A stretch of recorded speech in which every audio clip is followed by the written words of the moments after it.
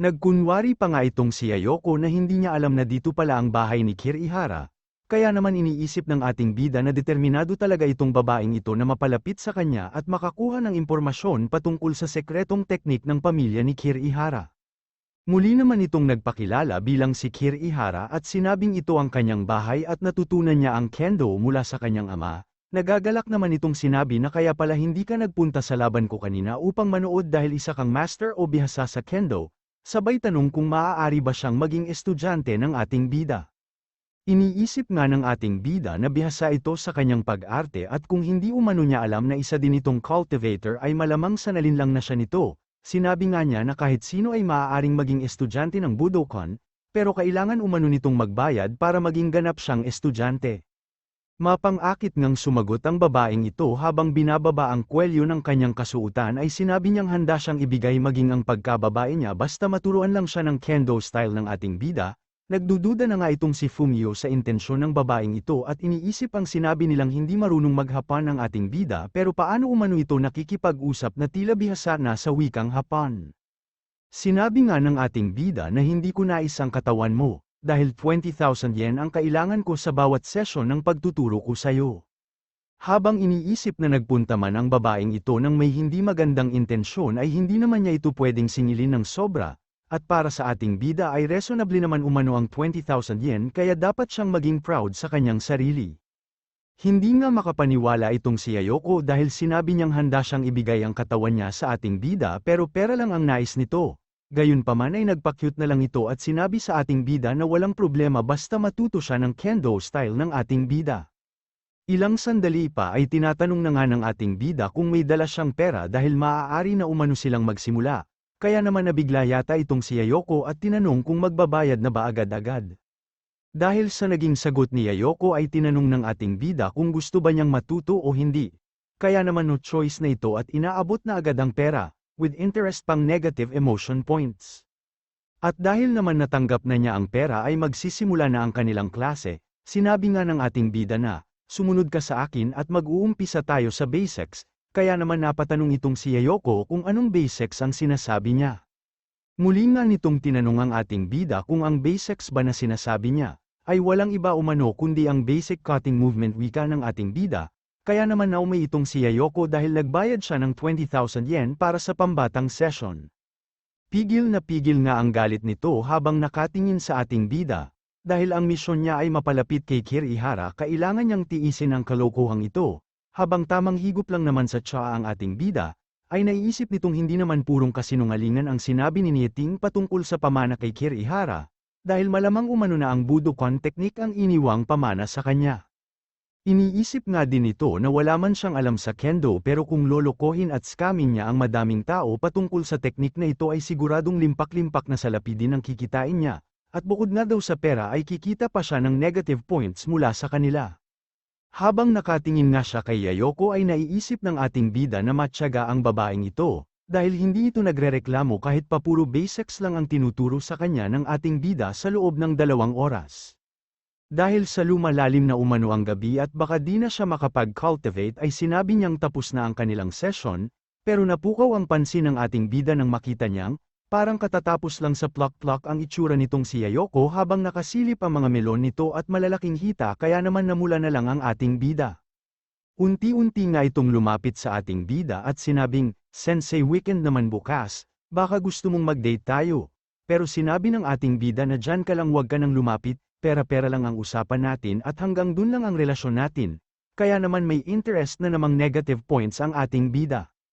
Hindi nga maipinta ang muka ng bruha habang iniisip na mayat-maya niyang inaakit ang ating bida pero tila walang dating ang mga melon at katawan nito sa kanya. Iniisip niya nga din ang sinabi ni Tandang Takuma na walang lalaki ang tatanggi sa kagandahan niya, kaya malamang daw sa nagkukunwari lang ang ating bida pero hindi naman siya sesuko.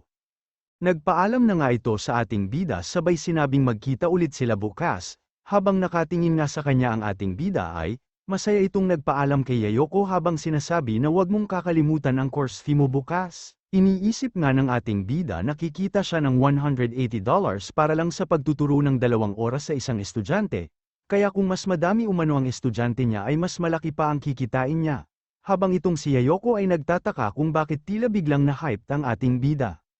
Samantala pag-uwi naman ni Yayoko ay kwento nito lahat ng nangyari kay Takuma, naging interesado nga ito sa ating bida nang malaman niya ang mga nangyari. Sinabi din nito na hindi niya inaasahang makakakita siya ng lalaking may potential, mula sa pamilya ng Kirihara. Nagtataka nga itong si Yayoko sa kung ano ang ibig sabihin ng kanyang guro, dito nga ay sinabi ni Tandang Takuma na ang ginawa ni Kirihara ay mukhang simple lang. Pero magaling daw itong lumihis o umiwas sa bawat hakbang o pang-aakit ni Yayoko, hindi nga daw siya tinutulak palayo ng ating bida, pero hindi naman din hinahayaang mapalapit ng sobra. Ang sinabi nga daw ng ating bida na pera-pera lang ang ugnayan nila ay mukhang nakakatawa. Pero dahil umano dito ay naging matatag ang posisyon ng ating bida. Hindi naman makapaniwala si Yayoko na ang plano ng ating bida ay maging balance o neutral lamang. Pero sinabi ni Takuma na huwag mong mamaliitin ang kahit na sino man. Humingi nga ito ng patawad sa kanyang guro na sinasabi namang mahirap na sitwasyon ito pag nagpatuloy, dahil ang pamilyang Kirihara umano ay may ginagampanang mahalagang bagay sa kamisyo at dahil dito ay kailangan nilang mahikayat ito na sumali sa kanila. Tinanong nga ni Yayoko kung ano ang kailangan niyang gawin, sinabi din nitong handa siyang ibigay ang buo niyang pagkatao o pagkababae kay Kirihara para sa kanilang sect. Sinabi naman ni Takuma na huwag ka munang magmadali at makikipagkita muna ako sa kanya ng personal. Sinabi naman ni Yayoko na hindi ito ang tamang oras para lumabas si Takuma. Pero sinabi lang nito na huwag kang mag-alala dahil kung gusto kong umalis, walang kahit na sino man sa Nishikyo ang makakapigil sa akin. Samantala habang nag-ensayo naman ang ating bida ay aksidenteng naputol ang mga dahon ng punong ito mula sa enerhiya na lumabas sa kanyang espada. Nagtataka nga ito dahil bahagya niya lang naman naramdaman ang connection sa Energy Ocean at Snow Mountain, kaya iniisip nito kung aksidente ba niyang na-activate ang Sword Intent. Kung matututunan nga daw niyang gamitin ang Sword Intent ay siguradong mas mabilis niyang mawawasak ang Snow Mountain upang makapagsimula na siya ulit sa Energy Ocean at pag nangyari umano ito ay mas magiging malakas pa siya. Dahil naman sa nakakagagong tawa ng ating bida ay sinabi ni Fumio na magtsaa ka muna sir at mukhang pagod ka na. Inabot nga nito ang tsaa sa ating bida sabay sabing hindi niya inaasahan na madaming talentado sa cultivation sa kanilang bansa. Pero nagtataka ito kung bakit ang talentado at major na ating bida ay pinadala sa ibang bansa upang maging spy. Pero bigla itong nagulat nang may kumakatok sa kanilang gate, tinanong nga nito si Fumio kung normal lang ba na may nagpupunta sa kanila sa ganitong oras ng gabi. Sinabi naman ni Fumio na nung mga panahong leader pa ng conservative ang tatay ni Kirihara ay normal ito. Pero magmula nang mamatay ang mag-asawa ay wala nang nagpupunta sa kanila. Sinabi din ni Fumio na malamang na ang ating bida ang dahilan sa kung bakit may pumupunta na naman sa kanila ng ganitong oras ng gabi, pero sinabi naman ng ating bida na wala pa naman akong ginagawa. Sinabi nga nito na siya na ang bahala at titignan niya kung sino ang tumatawag sa kanila. Pagbukas nga niya ng gate ay agad tinanong ng ating bida kung sino siya. Binati naman siya kaagad nito hanggang sa ilang sandali pa ay na-realize ng ating bida na si Takuma ito, ang kasalukuyang leader ng mga conservatives kaya napapaisip ang ating bida sa kung bakit ito nagtungo sa kanilang bahay. Kung tama nga daw ang pagkakaalala niya ay isa itong B-rank kaya imposible niya itong matalo kung maglalaban sila, at mas mainam nga daw kung gagampanan muna niya ang role niya bilang si Kirihara. Biglang ang naging magalang ang ating bida pero sinabi naman ni Takuma na hindi na kailangan yan. Sinabi nga nito na nabalitaan niya sa kanyang ama na magaling ito sa paglalaro ng Go, pero hindi pa nila nasubukan maglaro dati, kaya tinanong nito kung ayos lang daw ba kung maglaro sila ngayon. Nag-peace sign nga ang ating bida kaya iniisip ni Takuma kung pumapayag ito na maglaro sila, pero hindi pala at 20,000 yen daw pala kada round, hindi talaga maiwasan ng ating bida ang pagiging sakim. Kakasabi niya lang nagagampanan niya ang role niya bilang si Kirihara pero ito na naman siya at walang pinapalagpas na pagkakataon upang kumita ng pera. Natulala nga itong si Takuma habang iniisip na isa siyang kilala at respetado pagdating sa larong Go, bakit daw kaya kailangan niyang magbayad upang makalaro ang batang ito, iniisip nga din ito kung anong klase ng tagapagmana ang pinalaki ng pamilyang Kirihara. Hindi nga makapaniwala itong si Tandang Takuma na nasobrahan sa talino at binibigyan ng kahulugan ang bawat aksyon ng ating bida, iniisip nga nito na hindi kasing simple ng itsura ng ating bida ang pag-iisip nito, at kung nais daw kayang malaman ng ating bida ang pinansyal na kapasidad ng conservative sa pamamagitan ng mga aksyon niya.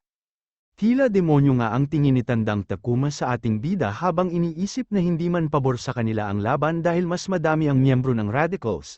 Pero ipapakita umano niya sa ating bida kung gaano kayaman ang conservatives. Sinabi nga ni Takuma na hindi kailangang mag-alala ng ating bida dahil kung pera ang pag-uusapan ay madami siya nito. Nagningning nga ang mga mata ng ating bida matapos marinig ito. At sinabing sige maglaro tayo ng 10 round, pero kailangan mo ng 20,000 deposit para sa isang round at 60,000 naman para sa paunang bayad. Hindi nga makapaniwala itong si Takuma sa mga narinig niya at tila pinapaupahang bahay pa ang terms of payments ng ating bida.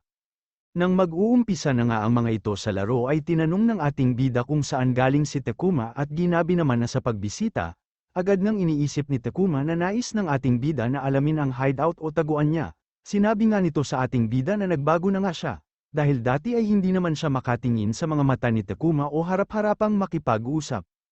Napabuntong hininga na nga lang ito at sinabi na maging ang mga kaklase niya ay napansin din umano ang mga pagbabago sa kanya at malamang na epekto ito ng pagkamatay ng kanyang mga magulang. Bigla naman siyang tinanong ni Takuma kung ano ang balak niya para sa kanyang kinabukasan at kung may plano na ba ito sa mga nais niyang gawin.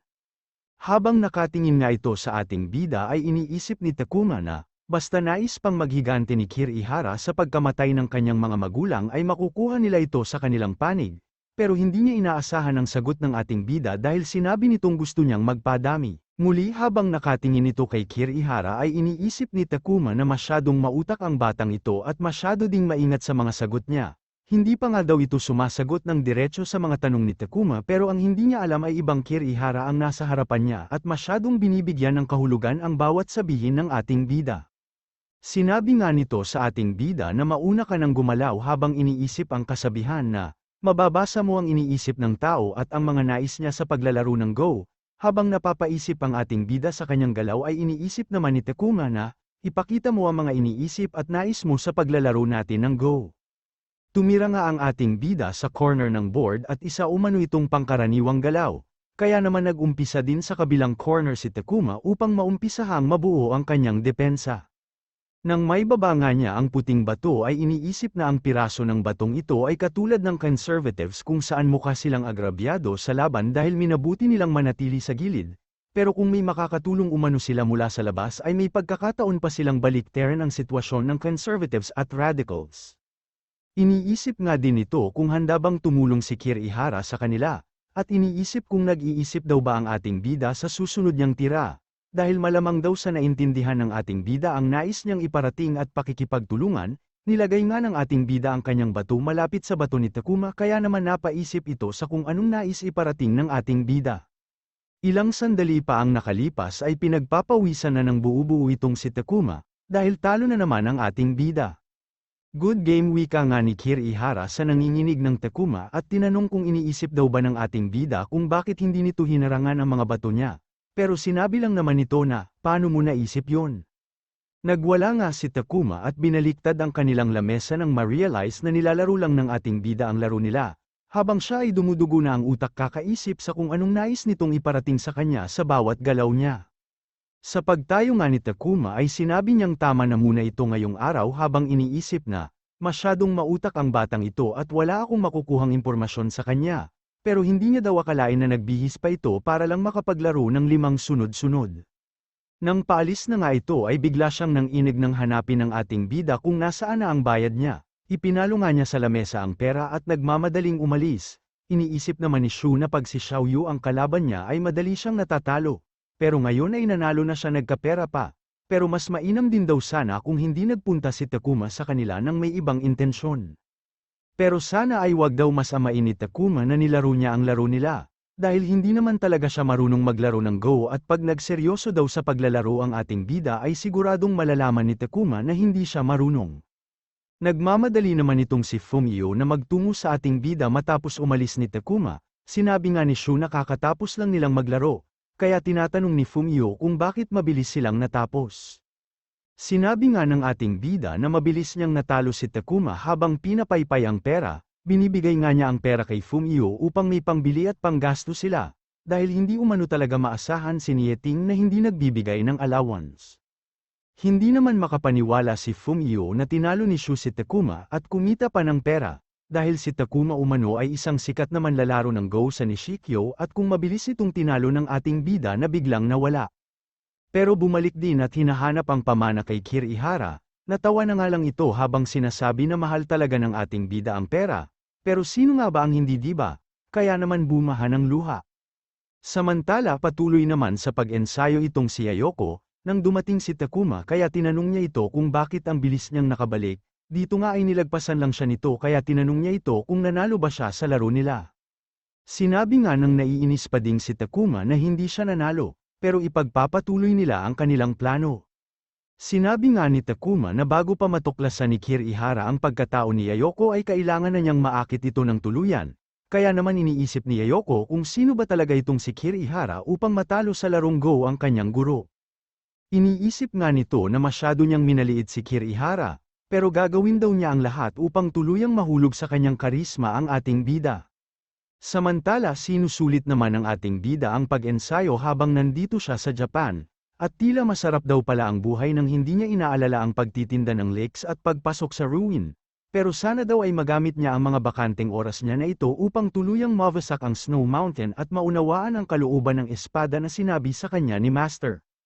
Nang bigla namang may kumakatok ulit sa kanila, kaya naman iniisip ng ating bida kung sino naman kaya ang bibisita sa kanila ng ganito kaaga. Pagsilip nga niya sa kanilang gate ay nakita niya si Ayoko. Binati nito ang ating bida at sinabing nagtungo siya dito upang ipagpatuloy ang session nila. Pero todo gayak ang bruha at may baon pa. Tinanong nga ng ating bida kung bakit sobrang aga nito, pero sinabi lang naman niya na daig ng maagap ang masikap, may dala nga daw itong onigiri na siya mismo ang gumawa para sa ating bida. Pero heartbroken ang gaga nang sabihin ng ating bida na hindi ko nais ang onigiri mo at kung gusto mong magpatuloy sa pagtuturo ko sa iyo ay kailangan mo akong bayaran ng mas malaki. Kaya naman iniisip nito kung pera lang ba talaga ang laman ng puso niya at hindi tatanggapin ang puto niya. Wika nito sa ating bida ay walang problema sa pera, habang iniisip na magagamit naman niya ang pagkakataong ito at ang mga oras na magkasama sila upang mapalapit siya dito ng paunti-unti. Sinabi nga ng ating bida na hawak naman na ang puto niya bento ng onigiri niya, ay basics daw ulit ang pag-aaralan nila dahil para sa ating bida ay hindi pa umano sapat ang kaalaman nito sa basics ng Kentod. Di na nga lang nakapagsalita ang gaga habang iniisip na nagbabayad siya ng libu-libong pera para sa basics na pambata. Pero hindi umano siya pwedeng tumigil at madismaya sa mga pinapagawa sa kanya, dahil kung matututunan niya ang kaalaman ng Kirihara sa Kendo ay maliit na halaga lang ang binabayad niya kumpara sa sekretong teknik nila. Habang nakatitig nga ang ating bida sa tila gigil ng Yayoko na iniisip kung ngayong araw ay basics na naman at kung paano siya makakapag-umpisa sa pang-aakit sa ating bida ay biglang, lumapit ito at tinanong kung pwede siyang manatili sa kanyang kwarto bahay pala upang mas matutukan ang bawat session nila. Sinabi nga nito na kaya niyang gawin lahat para sa ating bida, ipagluto, paliguan o labahan man ang mga brief niya, pero mabilis na lumayo ito at sinabing hindi pwede. Kaya naman napaisip ito kung bakit ganun-ganun na lang ang reaksyon ng ating bida, maganda naman daw sana siya at sexy ang katawan niya. Malalaki din ang melon niya kaya hindi umano maaaring hindi magkagusto sa kanya si Kirihara. Habang ang ating bida naman ay iniisip na, kung madadagdagan pa ng tao sa kanilang bahay ay madadagdagan ang gastusin nila at kung bakit ang sikat na swordswomen umano ay nais pang pagsamantalahan siya, pero bigla itong may naisip nang mabanggit niya ang sikat na swordwomen. Mabilis itong tumakbo pabalik kay Yayoko, at tinanong kung ayos lang kay Yayoko na malaman ng ibang tao na siya ang nagtuturo sa kanya ng Kendot, kaya napaisip ito kung nais daw ba ng ating bida na malaman ang intensyon niya. Sumagot na nga lang ito at sinabing karangalan ko ang maging estudyante mo pero namumuti na ang kanyang mata, gayunpaman ay natuwa naman ang ating bida dahil sam-asang-ayon lahat sa bagong plano niya. Ilang sandali pa ang nakalipas ay tila binagsakan ng mundo si Yayoko nang makita ang tarpaulin niya. Dito nga ay nakasaad na 20,000 yen lang kada session, at magiging kasing galing na sila ni Yayoko sa Kendo at ang sessions ay gaganapin lamang tuwing Sabado at Linggo. Butil-butil pa din nga ang pawis ni Yayoko nang tanungin niya ang ating bida kung ito ba ang tinutukoy niya ng tanungin kung ayos lang sa kanya na malaman ng tao na estudyante niya ito. Kinumpirma naman ito ng ating bida pero hindi umano kailangang mag-alala ni Yayoko dahil kikita din siya dito at may 2,000 yen na siyang komisyon sa bawat papasok na estudyante. Kaya naman bumulagta na lang ito sa kalsada habang iniisip na tama ang sinabi ng kanyang guro, isang mautak na tao itong si Kirihara na agad-agad nagbabayad ng negative points sa ating bida.